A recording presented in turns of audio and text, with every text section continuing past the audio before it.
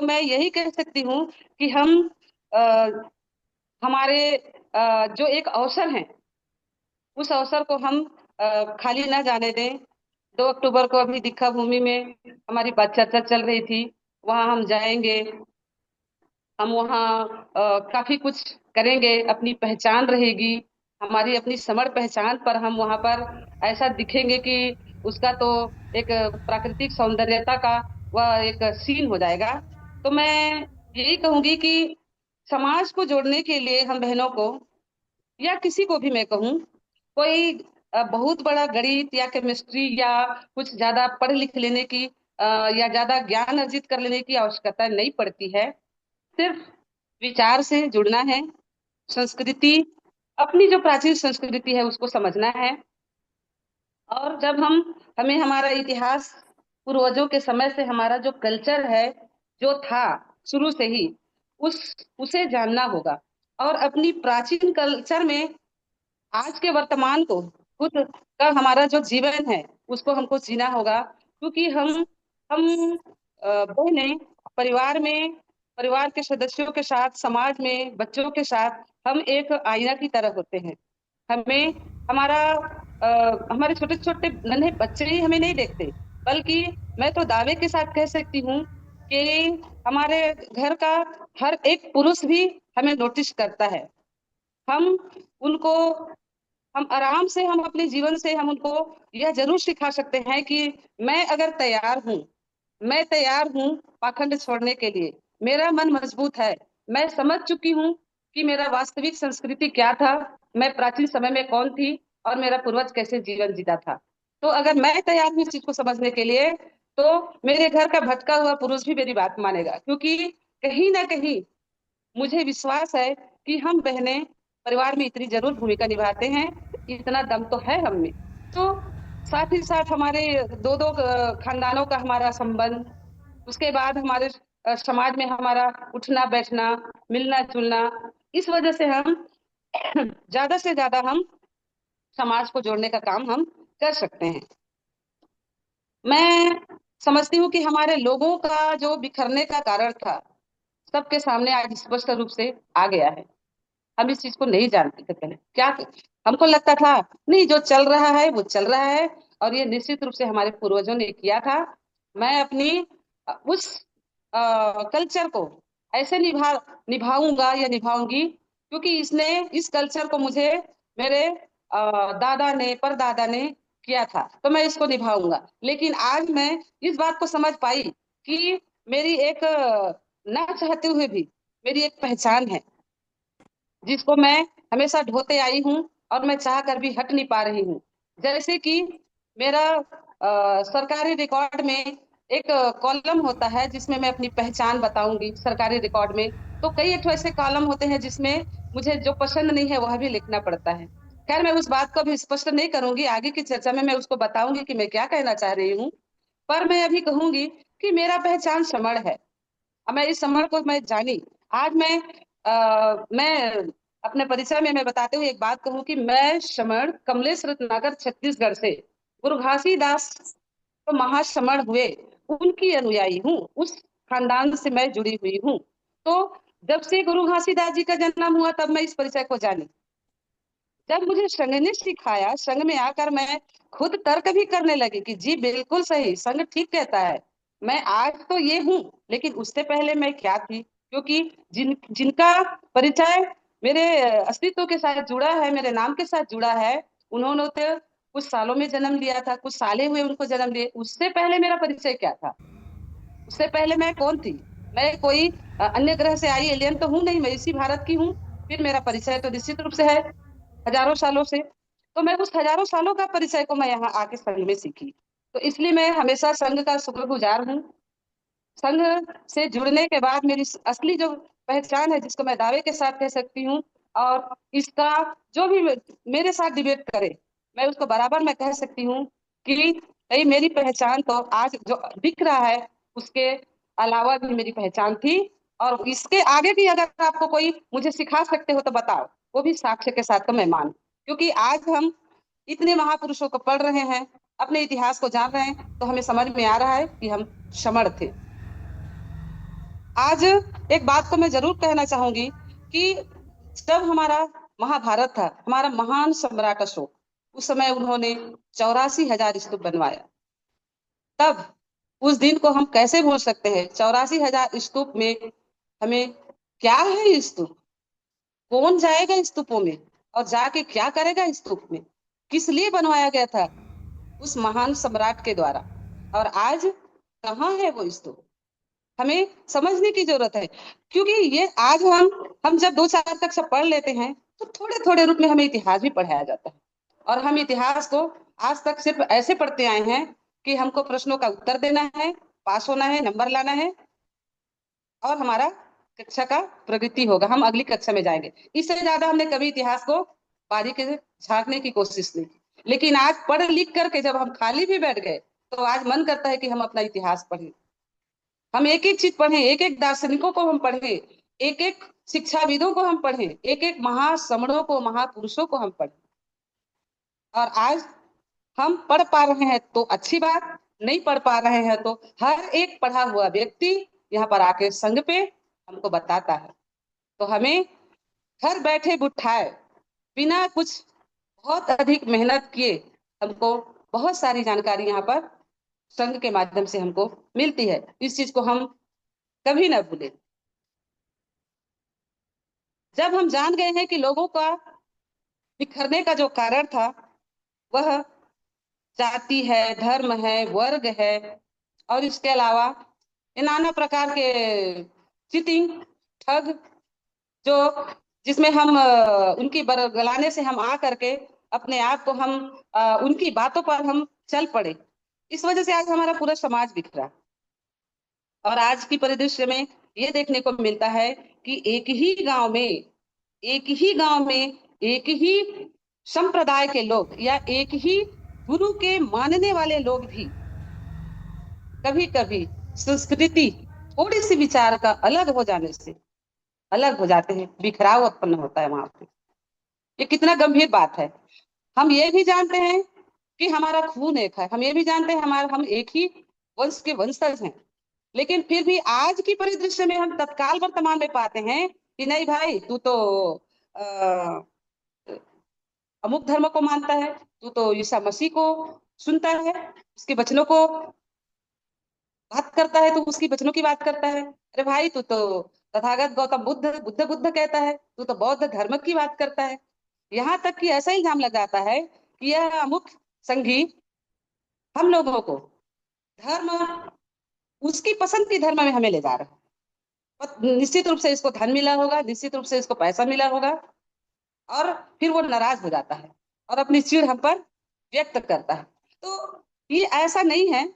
धीरे से हमारा समर समाज इस चीज को सीखेगा, समझेगा, तो बिल्कुल यह अलगाव खत्म हो गई। ना तो हम ईसाई बने हैं, ना ही हम बौद्ध बन गए हैं, और ना ही किसी को हम बना रहे हैं। बल्कि हम क्या कर रहे हैं?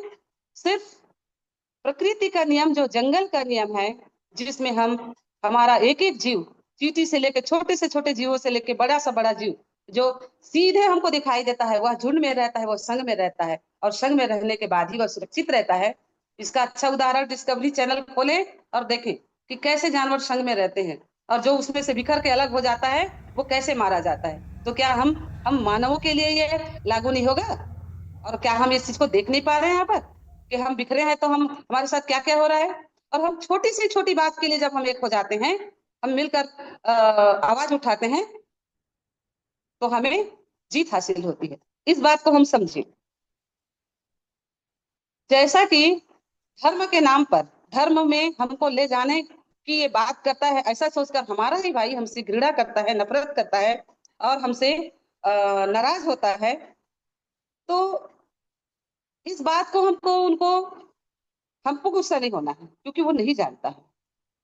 मैं ये बात को ऐसा ही रूप में लेती हूँ कि वो नहीं जानता है, इसीलिए वो नाराज होता है। लेकिन एक चीज को हमको नहीं भूलना है कि कुछ लोग यहाँ पर जानकर, समझकर, वो अच्छे से जानता है, वो धर्म की बात भी करेगा, वो बाबा साहब की बात करेगा, वो संविधान की भी बात करेगा, और इकट्ठा होने की भी बात करेगा। लेकिन कैसे इकट्ठा करता है वो? दूसरे झुंड से मेरे झुंड में आओ, उस झुंड को छोड़ो, मेरे झुंड में आओ। उस संग को छोड़ो, मेरे संग में आओ, मेरा संग अच्छा है, मैं अच्छी बात बोलता हूँ, मैं जो बोलता हूँ वो सही है। हाँ भाई, इसके लिए खर्चे भी होंगे, वो भी दे दो मुझे। बस हम क्या करते हैं, विश्वास करते हैं और उसके पीछे चले जाते हैं। ऐसा करते करते एक समय ऐसा आता है कि ये लोग हमें और हमारे पूरे समाज को किसी और के हाथों में, गलत हाथों में गिरवी रख देते हैं। इसका फायदा विपरीत विचारधारा के लोग, वमर्ड, या कुछ भी आप पुकारो, जो हमारा हित चाहता है, वो तो उल्टा ही लोग है, उल्टा ही व्यक्ति है। उसका विचार उल्टा, उसका खून उल्टा, उसकी सोच उल्टा, उसकी आ, मनसूबा उल्टा, उसका मनसूबा भी सही नहीं रहता है। वो कभी हमें बराबर का नहीं मानता। इस प्रकृति में हम जन्म लिए हैं, तो प्रकृति के सारे संसाधन सबके लिए है, हम सबके लिए। हवा किसी एक के लिए नहीं, पानी किसी एक के लिए नहीं, यहाँ का भोजन किसी एक के लिए नहीं। मैं एक बात और कहूंगी कि अगर हमें भूख है, अगर हमें पेट मिला है प्राकृतिक रूप से, तो हमें कमाना होगा। और मुझे गर्व है इस बात पर कि हम समझ लो काम करके खाते हैं। हम कभी ठग कर नहीं खाते, मांग कर नहीं खाते, नकारा बैठ कर हम नहीं रहते, और किसी के ऐसे भरोसे से नहीं रहते कि वो हमें देगा तो हम खाएंगे। हम मेहनत कश लोग हैं, पसीना बहाकर हम रोजी रोटी हम जुगाड़ते हैं, और इज्जत की रोटी खाते हैं कमा कर। और जो कमाना ही नहीं चाहता, वो तो दुनिया भर का हथकंडे अपनाएगा, ठगेगा, क्योंकि उसको हमारी कमाई खाना है। तो अलग अलग इस चीज को जब हमारे अलग अलग समय काल में हमारे महापुरुषों ने, हम हमारे लिए ही इनका जन्म हुआ था, हमें ही बचाने के लिए, मैं ऐसा कहती हूँ, ऐसा मानती हूँ। इन्होंने इन्होंने क्या क्या कुर्बानी नहीं दी, इन्होंने अपनी जान तक गंवा दी हमें बचाने के लिए। इनके पास भी सुख सुविधा था, कोई बहुत गरीब नहीं थे। हम एक अच्छा उदाहरण ले सकते हैं, महात्मा फुले का, उनका उदाहरण ले सकते हैं।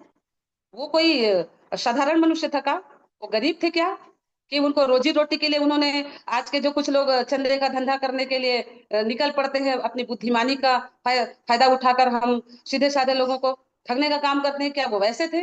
नहीं, उनके पास कोई गरीब ही नहीं थे। वो तो इतना धनी थे, वो अपने पूरे जीवन के 7 पीढ़ी तक वो बैठे बैठे खाते थे, उनको उनका दिन चल जाता। लेकिन उन्होंने क्या खाया हमारे लिए? सिर पर पत्थर। माता सावित्री को क्या मिला? गोबर का मार, कीचड़ का मार। किसके लिए? हमारे लिए। आज मैं कुछ किताबें पढ़ रही थी, मैंने देखा कि कॉन्सेप्ट देना है, कुछ देखूं क्या, क्योंकि मैं स्कूल में इतनी व्यस्त हो जाती हूँ, मुझे इतना भी वक्त नहीं मिला। पर कहते हैं हमारे महापुरुष की ऊर्जा है। मेरी नजर एक ऐसी लाइन पर पड़ी जहां पर मैं मनुस्मृति की बात भी जानती हूँ, जिन्होंने हमें, हम बहनों को, क्योंकि आज महिला विशेष है, परिवार विशेष है, इसलिए मैं सीधे तौर पर इशारा करके मैं हम बहनों के लिए कहूंगी कि मनुस्मृति ने हमें क्या दिया, कब से हमको पढ़ने लिखने के लिए रोका, हमारे साथ कैसे कैसे अत्याचार हुए, हम इस दिन को कैसे भूल सकते। और आज मैं उस लाइन को मैं जरूर बताना चाहूंगी। प्राचीन काल में दीघ तपस ने महिला शिष्यों को जिस तरह पढ़ाया, उसी तरह आधुनिक काल में सावित्री बाई फुले ने महिला शिष्यों को पढ़ाया। देखिए ये लाइन में हमें क्या शिक्षा मिलती है कि प्राचीन काल से हमें, हमारी ये जो बौद्ध सभ्यता है, उससे हमें यही प्रेरणा मिलती है कि हम शुरू से ही, हम बहनों के साथ कोई भेदभाव नहीं हुआ। लेकिन बीच में ऐसा क्या समय काल आया, ऐसी क्या परिस्थिति बनी, किसको पसंद नहीं आया हम औरतों की बराबरी को, किसको खराब लगा कि हमको पढ़ने लिखने से रोका गया, हम हमारे साथ भेदभाव किया गया। आज भी हम देखते हैं कि कई, जैसे कि एक स्तूप है मध्य प्रदेश का, और कहीं कहीं का, कई जगह का हमको यह देखने को मिल जाता है, जहां पर हम महिलाओं के लिए भी शिक्षा की वहां बात कही जाती है। तो आज हम इस चीज को न भूलें कि हम प्राचीन समय से हम पढ़ते लिखते थे, हम बराबर समाज में पुरुषों के साथ हम उठते बैठते थे। बल्कि मैं तो यह कहूंगी कि प्राचीन समय में हम महिलाओं को संपत्ति का अधिकार हमारे हाथों में होता था, क्योंकि हम इतनी सहनशील है, इतनी समझदार हैं, मैं अपने घर में एक एक बहनों को इशारा करके कहूंगी, वो खुद अपने मन में झांके और टटोले कि वो कैसे अपने रुपये बचाती है, कैसे वो बच्चों को समेट के रखती है, कैसे वो अपने घर के पुरुष को भी गलत रास्ते पे नहीं जाने देती, उसकी नजर रखती है। तो निश्चित रूप से हम मुखिया थे, मुखिया के लायक हम में गुण हैं, और हम आज भी मुखिया बन सकते हैं। इस चीज को हम समझें। हमें जिसने हमें रोका, जिसने हमें दुत्कार लगाया, जिसने हमको लतेड़ा, हम आज उन्हीं के साथ क्यों चले जाएं? यह चिंतन का विषय है। आज हम दुनिया भर की हम पाखंडों में फंसे हुए हैं। हमको पाखंड की अगर बात करें तो कहीं पर भी सिर्फ उंगली हमारी तरफ उठती है, क्योंकि महिलाएं ही पाखंड को चला रही हैं। ऐसा, जब हम महिलाएं इतनी मजबूत है, इतनी सहनशील हैं, इतनी समझदार हैं, तो हम इस बात को कैसे समझने से इनकार कर सकते हैं कि प्राचीन काल से हमारी स्थिति बीच का समय में जो खराब हुआ वैसा नहीं था, और आज भी हम अपनी स्थिति को खराब नहीं होने देंगे, क्योंकि छोटी छोटी उदाहरणों में हमको देखने को मिलता है कि अब आज भी हम कहीं कहीं पर सुरक्षित नहीं है। तो जब हम शासक हुआ करती थी अपनी परिवार की, अपने समाज की, हम एक बुद्धिमान कहलाती थी अपने घर की, तो आज हमारे साथ ऐसा क्यों होगा?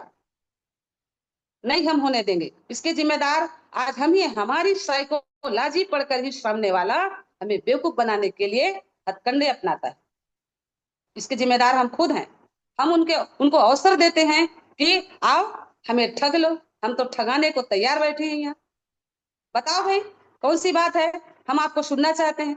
जबकि मैं एक संघी होकर अगर मैं कहूं कि संघ में आओ, जुड़ो, तो मुझे धर्म में ले जाने का मुझ पर इल्जाम लगाते हैं। क्या वो आस्तीन के सांप हैं जो अपने ही समझदार होते हुए अपने ही समाज को कहीं ले जाकर गिरवी रख देते हैं चंद रुपयों की खातिर? वो आस्तीन के सांप हैं कि मैं जिसको मैं जोड़ना चाहती हूँ मुझ पर ऐसा इल्जाम लगता है, तो मुझे इस चीज से ऐतराज है।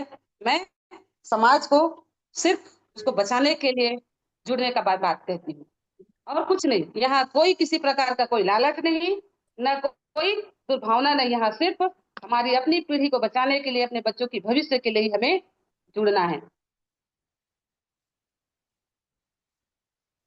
एक चीज और मैं स्पष्ट करूं कि जितने हमारे महापुरुष हुए, महासमर हुए, उन्होंने अलग अलग समय काल में, अलग अलग परिस्थिति में, अलग अलग समय में उन्होंने उनका जन्म हुआ, लेकिन उनकी विचार कैसे एक थी, कहां से आई थी विचार? सबकी बात एक जैसे कैसे, एक जैसा ही कैसे? सबने समाज को जोड़ने का काम किया। सबने कहा इकट्ठे रहो, सबने कहा समता की बात, सभी ने कहा समानता की बात, सभी ने कहा मानवता की बात। और किसी ने भी, इतने महापुरुष, इतने महासमर जो हुए जिनको हम जानते हैं, अब उनके अनुयायी बने, भले भले अलग अलग क्षेत्रों की बात क्यों ना हो, किसी ने भी ईश्वर या स्वर्ग नरक की बात नहीं कही। किसी एक महापुरुष से मैंने सुनी अभी तक कि तुम उस गुरु के पास मत जाना, मेरे पास ही रहना।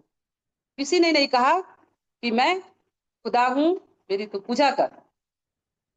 हाँ, चादर ढक करके उनकी विचार को जिसने हमें उल्टा पुल्टा परोसा, हम उनकी बातों में आकर, हालांकि आज के समय में हम ये करते हैं, ईश्वर मान लेते हैं अपने गुरुओं को, लेकिन अगर ये सही थे, सही में हमको ज्ञान दिए, हमको हमारे गुरुओं को ईश्वर बनाकर हमारे सामने ला दिया, तो एक बात ये जवाब दे हमें कि आज उनका वंश कहाँ है? आज उनकी मूल विचार कहाँ है? क्यों दबाया गया? क्यों उनकी हत्या कर दी गई? मैं एक उदाहरण लेती हूँ जिनको मेरी तर्क पर तो खरा नहीं उतरता, कि गुरु घासीदास जी अपने आप छत्तीसगढ़ी में कहते हैं, कहा शब्द अलोप, अलोप हो जाना मतलब अपने आप पता नहीं कहाँ चले जाना, मतलब वो सीधे ईश्वर के पास चले गए जिसको कोई नहीं देख पाया। मेरे तर्क पे ऐसा खरा नहीं उतरता ये बात। अगर वो, चलो एक मिनट के लिए मैं ये भी बात को एक मिनट रोक भी लूं, तो उनके पुत्र जो उनकी विचारधारा को आगे बढ़ा रहे थे, गुरु बालक दास जी, उनकी हत्या क्यों कर दी गई तलवार से? षड्यंत्र कर घेर करके उनकी हत्या कर दी गई। एक गुरु तो बुद्ध की राह पर चल पड़े थे, उनके दोनों संतान में से एक भी संतान नहीं रहा। एक को अंग्रेजों ने उनकी विचारों से प्रभावित होकर उनको राजा की उपाधि दी। ऐसे राजा को घेर करके उसकी हत्या कर दी गई, क्योंकि वो श्रमण परंपरा को फैला रहे थे, गुरु घासीदास की विचारधारा को फैला रहे थे, इसके लिए उनकी हत्या कर दी गई। तो तब कहाँ थे ऐसे लोग जो आज हमें पाखंड पर लपेटते हैं, फंसाते हैं। मैं इस बात को मैं जोर दे रही हूँ, क्योंकि आज के परिदृश्य में हमारे महापुरुष की बड़ी बड़ी पोस्टर लेकर घूमते हैं, अपने घरों पर लगाते हैं, मंचों पर लगाते हैं। जी ठीक है, मंच पर लगाओ हमारे महापुरुषों की, लेकिन उनकी विचारधारा को वहां पर क्यों नहीं बताते आप? अब बाबा साहब के अनुयायी हो, बाबा साहब के पुत्र हो और बाबा साहब के मानने वाले हो और उसको जय भीम पुकारने वाले हो, तो 22 प्रतिज्ञाएं को टांग दो, वहां पढ़ेंगे कुछ लोग। तो क्यों नहीं करते?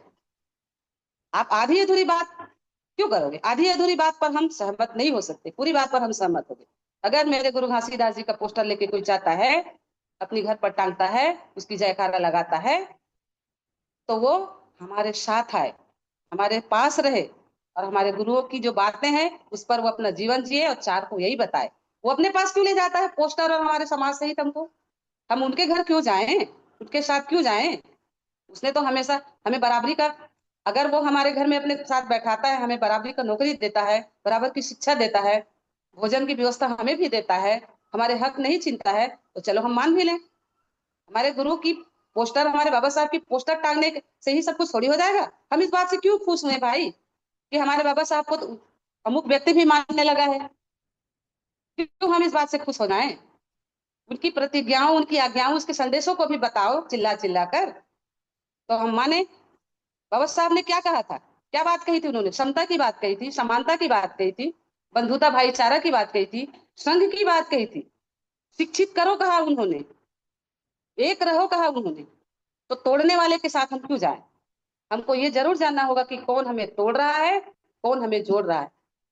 आज हमारे सामने संघ है, संघ का कॉन्सेप्ट है। संघ का कोई अकेला मालिक नहीं है जो यहाँ पर कोई अपने पर्सनल फायदे के लिए हमको पुकार रहा है, ऐसा बिल्कुल नहीं है। यहाँ संघ में आज नया आएगा व्यक्ति, आज ही वो संघ का संगी होगा।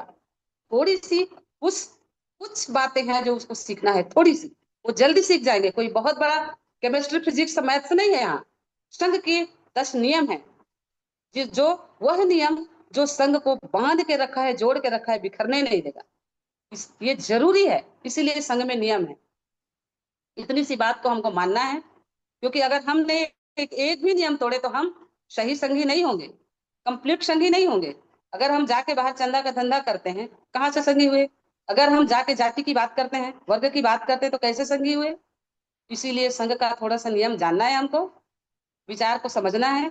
यहाँ कोई भेद नहीं, यहाँ कोई ऊंच नीच नहीं, यहाँ कोई पराया अपना नहीं, न यहाँ कोई किसी चीज का मालिक नहीं।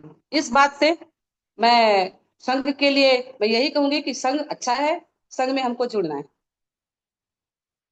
अगर हम दूसरों को कहना मानकर अपने गुरुओं को अगर हम ईश्वर बनाए रहेंगे, तो ये तो ठगाने का बहुत अच्छा जुगाड़ है हमारा। सामने वाला को एक हम अपनी साइकोलॉजी हम उसको ऐसे बता रहे हैं कि हम आराम से मूर्ख बन सकते हैं, फिर वो उसी का वो फायदा उठाते हैं। भाई लगे रहो, तुम बजाओ घंटा, बल्कि वो घंटा बजाने के लिए झांझर झांझर जो पीटने का होता है वो हमें गिफ्ट करेंगे कि तुम खुद पीटो यहाँ। बल्कि वो तो अब यहाँ तक कर देंगे कि हमारे गुरुओं के लिए मंदिर भी बनवा के देंगे, हमारे ही गुरुद्वारी पर बनवा देंगे मंदिर, ताकि तुम इसमें बैठ के सिर्फ इसको इसका कीर्तन भजन करो। और वो व्यक्ति कहाँ था अब तक, जब हमारे गुरुओं की विचारों को दबाया? 84,000 स्तूप पता नहीं, वो लाके हमको दिखाएं, वो हमें गिफ्ट करें, वो हमें लौटा दें, हम वहां क्या करेंगे? हम समझ लेंगे। हमें मंदिर या कुछ भी ऐसी जगह मत दे दो। मंदिर की बात मैं ऐसा नहीं कहती, मंदिर की कोई कॉन्सेप्ट नहीं, मेरे लिए कोई महत्व नहीं रखता। मैं तो ये बात कहूंगी कि मेरा गुरु, मेरा महासमण कोई ईश्वर नहीं है। वो एक मार्गदाता था, एक गुरु था, एक रास्ता बताने वाला था, जिस पर मैं अगर चलूं तो मेरा जीवन सुरक्षित रहेगा। बस मैं इतना ही समझ पाती हूँ। मुझे यही समझना है कि मेरा गुरु मार्गदाता है। आज जो इल्जाम लगता है कि हम किसी को हम धर्म की में हम लपेट रहे हैं, तो वो बात जरूर जाने, वो समझें, जाके थोड़ा देखें कि तथागत गौतम की जो विचार है वो कहाँ पर किसी को ठगने का है, कहाँ पर कुछ लुटाने का है, कहाँ पर कुछ ऐसा है जो हमें हानि पहुंचाएगा। वो एक तो अच्छे जीवन शैली का एक मार्ग है, धम्म कहते हैं ना, धम्म रास्ता, जिस पर चलकर हम सुरक्षित जीवन जी सकते हैं, सही जीवन जी सकते हैं। उसका सिर्फ एक रास्ता है जिस पर हम चलते हैं। और अगर हम कई एक ठो ऐसा उदाहरण देखने को मिलता है कि एक महिला को पाखंड पर मुंह में जूता या चप्पल उसको फंसा करके उसको उसी का परिजन गली में चला रहा है, तो आंसू तो निकल आते हैं ऐसे सीन को देख के। ऐसी ऐसी चीजों को हमको समझना है और समझाना है। हमारा जिस दिन डर खत्म होगा पाखंड का, तो आज जैसे मैं कह रही हूँ, एक बार डर निकाल के देखें, कुछ नहीं है। आज हम जिस तरह से निडर हो चुके हैं, हमारे बीच में कोई अड़चन नहीं कि हम किसी प्रकार का पाखंड हमको कहीं पीछा नहीं कर रहा। तो हम निश्चित रूप से हम उस शेरनी की तरह दहाड़ेंगे और दावे के साथ हम कहेंगे कि हाँ नहीं भाई, मैं मुझे कुछ नहीं होगा, मैं कोई ऐसे पाखंड में नहीं फंसी हूँ और मुझे किसी चीज का डर नहीं। आज 2 बजे रात को जहाँ पर मरघट है वहां ले मुझे बुलाइए, मैं अभी अपना सेल्फी लेके भेज सकती हूँ। मैं दावे के साथ कहती हूँ, मुझे किसी बात का भय, न भूत का डर, न मुझे कुछ जादू टोनों का डर, न मुझे कुछ चीज का डर। क्योंकि मैं तो इतना, अगर मैं इस बात को दहाड़ती हूँ तो दुनिया में ऐसी कोई शक्ति है तो मुझे तो कब का नष्ट कर देगा। क्योंकि मैं तो खुले छुट्टे कह रही हूँ ना, तो मेरे साथ तो बहुत गलत होना चाहिए, पर नहीं। बाबा साहब की वजह से, महापुरुषों की वजह से मेरे साथ अच्छा हुआ है, कोई गलत नहीं हुआ। मैं पढ़ लिख पाई, बीच में मुझे पढ़ने का नहीं दिया। मेरे पूर्वज महिलाएं, मेरी घर की माताएं, मेरी दादी, उसकी दादी, उसकी नानी करके जितनी भी हुई हैं, सब अनपढ़ थी। भले हजारों सालों से पहले भले हम पढ़ते रहे, लेकिन इस बीच के समय में हमको पढ़ने नहीं दिया गया। और आज महापुरुषों की बदौलत, उनकी दान की वजह से, उनकी त्याग की वजह से मैं आज पढ़ी और आज मैं सरकारी जॉब में हूँ। मेरे 2 2 बच्चे हैं, वो भी पढ़ रहे हैं, सब तो ठीक चल रहा है। मैं कोई पाखंड में नहीं हूँ। फिर भी ये तो मेरे साथ तो इतना गलत हो जाता, मैं अभी अभी सड़क पर निकलूं मेरे साथ गलत हो जाता। इतना बुराई कोई ऐसी शक्ति मुझे क्षमा कर सकता है क्या? पर ऐसा कुछ है ही नहीं। तो इस चीज को हमको समझना है। सबसे पहले हम अपने जीवन में यह जी के दिखाएं, इस चीज को हम दहाड़ के दिखाएं, ऐसा जी कर भी दिखाएं, तो सामने वाला देखेगा, अरे यार हाँ ये तो सब ठीक है, इसके साथ सब बढ़िया चल रहा है, ये तो कुछ मानता वानता नहीं, फिर भी ठीक है। इस चीज को हम अपने जीवन में जी कर दिखाएं। संघ की अगर हम बात करते हैं तो संघ के नियम पर हम जी के दिखाएं। सिर्फ यहाँ पर पढ़ने की बात नहीं होती, संघ का नियम, संघ के नियम को हम जीवन जिए, अपने जीवन पर उतारे। हम बहुत समय से शासक थे, प्राचीन काल से हम राजा थे, और राजा बनना है तो हमें जुड़ना पड़ेगा। अखंड मुक्त समाज हमको बनाना पड़ेगा। समाज को इकट्ठा करने के लिए, समाज को जोड़ने के लिए संस्कृति का एक होना बहुत जरूरी है। और हमारी संस्कृति एक कैसे होगी, कहाँ से आएगी, एकाएक कैसे बदल जाएगा, ये चीजें हमें करना है। हमें हमारी प्राचीन सभ्यता को लोगों को बताना है, तर्क के साथ बताना है। छोटी छोटी उदाहरण हो सकती है इसके लिए, छोटी छोटी चीजें हो सकती है जिस पर हम उनको, उनसे उत्तर हम पूछेंगे, हम प्रश्न करेंगे, उनसे आंसर चाहेंगे। अगर वो आंसर नहीं दे पाया, वो सोचेगा, वो परेशान हो जाएगा कि नहीं बात तो पते की है, ये जो कह रहे हैं पते की है। एक समय में किसी ने कहा कि बादल तो मेरे सिर के ऊपर था, सिर पे लगा तो मेरी दादी ने झाड़ू करते करते एक झाड़ू मारी तो बादल ऊपर पहुंच गया। मैं भी मानती थी, मैं भी खेलती थी, मुझे भी लगता था चंदा मामा है, वहां पेड़ है कदम का। मैं तो पूरा पढ़ी, मैं तो इस गाने को गा गा के बहुत खेलती थी। लेकिन आज मुझे तर्क से समझ में आया कि कहाँ पर पेड़ नहीं, वहां तो चट्टान है। मैं घर में एक दिन इस बात को, बचपन का शौक को लेकर के, चंदा मामा और कदम का पेड़ में चढ़ने के लिए, मैंने आज तक मेरा ये मन से गया नहीं। मैं हंसती हंसी हंसी में मैं अपने घर में कह डाली कि मुझे सिर्फ एक ऐसा शौक है। तो बोलते हैं क्या चाहिए आपको, हमारे यहाँ सर कहते हैं क्या चाहिए आपको, कोशिश करेंगे आपको दिलाने की। तो मैंने कहा मुझे चांद पे जाना है। अरे बोले क्या मांग लिया आपने, चांद पे जाना है, चलो हम चांद पे आपको पहुंचा दें। चांद एक यहाँ पर है हमारे बगल में पहाड़, जो चट्टानों से भरपूर है, वहां आपको लेके छोड़ देते हैं, देख लेना चांद ऐसा होता है। तो ऐसी संतुष्टि, ऐसी जिज्ञासा, ऐसी सोच हम लाएं, वैज्ञानिक सोच हम लाएं, तो निश्चित रूप से हमको उत्तर भी मिलेगा। छोटी छोटी चीजों को, राखी की अगर मैं बात कहूँ तो मैंने अभी कुछ दिन पहले जो हुआ था, मैंने एक जन से पूछा कि राखी का क्या इतिहास है। और वो काफी पुरानी महिला थी। तो उन्होंने कहा कि अरे राखी का इतिहास तो ऐसा है बाबू, कुछ वमर लोग हाथ में द्वारी पे जाते थे याचना करते हुए। याचना की बात तो उन्होंने कहा। देखिए, जो संघ में हम ये याचना और याचक शब्द हमने यहाँ सुना है, वो जाके वहां कैसे मैच करता है? वो वृद्ध महिला कहती है कि हाथ में धागा बांध के मांगने का काम करते थे, और कहते थे कि भाई मैंने आपके लिए दुआ किया है, प्रार्थना किया है, आपका दिन अच्छा जाएगा, आपको सफलता मिलेगी, धन दौलत आएगी। और अरे धन दौलत कहाँ से आएगी? धन तो एक मुट्ठी गई ना भैया वहां पर तत्काल। इस चीज को हम कब समझेंगे? हमारे यहाँ धन कहाँ आई उस समय? तत्काल एक मुट्ठी तो धन निश्चित रूप से निकला था। तो ये यहाँ से इसकी शुरू हुई थी परंपरा, ऐसा उन्होंने बताया। मैं इसकी एक कोई पुख्ता इतिहास किताब में नहीं पढ़ी हूँ इसीलिए, लेकिन ये मेरी सुनी बातें हैं। तो भाई वो तो वो जो देखी है उसको बताई ना उन्होंने। कोई कहता है कि मैं जो पखंड चला रही हूँ वो तो मेरे घर में चली आ रही परंपरा है, पूर्वजों का परंपरा है। इसके लिए हमारा उत्तर ये हो सकता है कि आदि मानव कच्चा मांस खाता था, पेड़ का छाल पहनता था, नंगा घूमता था। अभी आप भी घूमो, काहे हम कपड़े पहनेंगे? तो कुछ चीजों को हम ऐसा समझा सकते हैं। हमको बदलना है, हमको समझना है, हमको तर्क करना है। हमारे लिए क्या सही है क्या गलत है उसको हमको जानना है।